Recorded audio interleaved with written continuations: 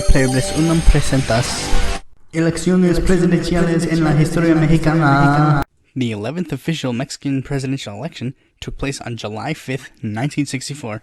Adolfo Mateos continued on with the legacy of Miguel Alemán, as in more of the moderate centrism or neoliberalism as opposed to adherent leftism.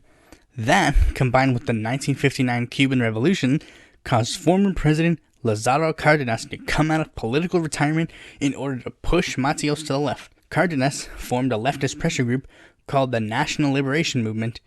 Mateos wasn't really too happy about this, and was increasingly hostile towards Cárdenas, but inevitably knew that Mexico still had a prominent leftist vote, ergo he needed to satiate them by any means.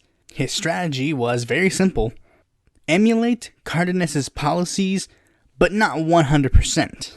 An example of which was nationalizing the electric industry, in the same way Cárdenas nationalized the petroleum industry, but not as much. You know, like, he didn't go all the way, but he went somewhat.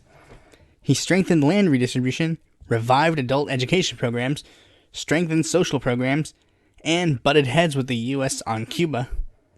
Though one thing that he did that obviously didn't please Cárdenas was suppressing student activists who were sympathetic to the Cuban Revolution, which did lead to Cárdenas being a bit more hostile back. With his administration out of the way, let's move on to the election itself.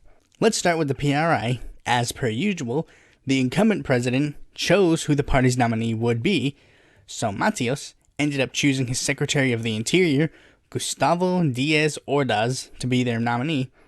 While it was expected that Cárdenas would have some kind of left-wing challenger to rise up against him, he inevitably decided to endorse Ordaz's nomination. They formed a coalition with the Authentic Party of the Mexican Revolution, because they're just a satellite party, and the newly reformed Popular Socialist Party, which had now adopted a Marxist-Leninist ideology to differentiate itself from the PARM, although it couldn't differentiate itself by nominating its own candidates. In regards to opposition, all Ordaz really had as a opposition candidate was former PAN president Jose González Torres, of course running with the National Action Party.